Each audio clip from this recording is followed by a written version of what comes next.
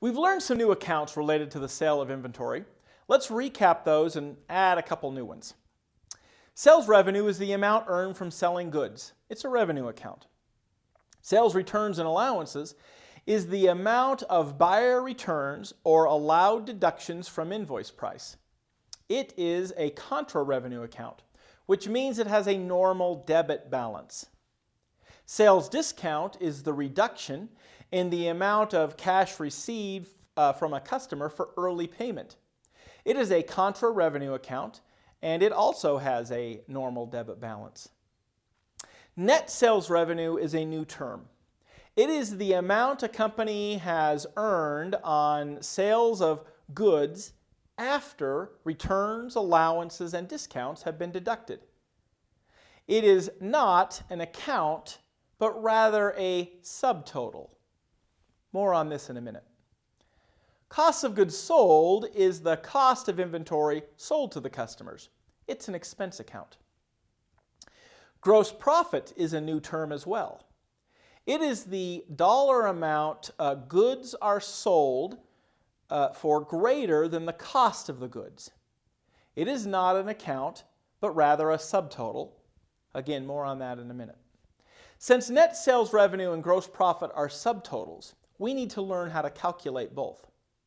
Let's look at the data we used earlier from the sale of records from RCA Records to Championship Vinyl. Recall that RCA Records sells $3,800 of vinyl records on account to Championship Vinyl. Let's assume that those records cost $2,400. RCA receives a $500 return of the Taylor Swift records. Let's assume that the cost of those records were $200. RCA Records receives payment of $3,234 from Championship Vinyl, which was the $3,300 owed less the $66 sales discount. So the T account looks like this for the revenue and contra revenue accounts. Sales revenue had a credit balance of $3,800. Sales returns and allowance has a debit balance of $500. And sales discount has a debit balance of $66. If you're wondering where those numbers came from, I encourage you to watch the video entitled Perpetual Seller.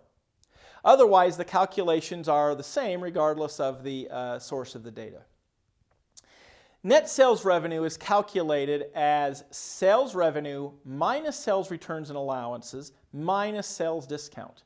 It is the most important revenue figure because it is the most meaningful to investors and creditors. Here's an example. A few years ago, I sold my Audi S4.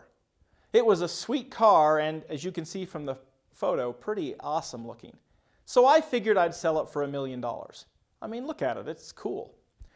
Unfortunately, no one else thought it was as cool as I did. So I offered a $990,000 discount and sold it right away. So which amount of revenue provides better information? The $1 million of sales revenue or the $10,000 of net sales revenue?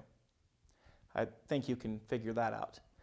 In fact, I like that car so much, I replaced it with these two, but that's another story. Now that we know how to calculate net sales revenue, let's calculate gross profit. In order to calculate gross profit, we need to first figure out the amount of cost of goods sold. When RCA Records made the initial sale, cost of goods sold was debited for $2,400, the cost of the records. When the Taylor Swift records were returned, cost of goods sold was reduced by the cost of that inventory of $200. So the balance in cost of goods sold is $2,200 debit balance. Gross profit is the difference between net sales revenue and cost of goods sold. It represents the amount of goods, the goods were sold for greater than their cost.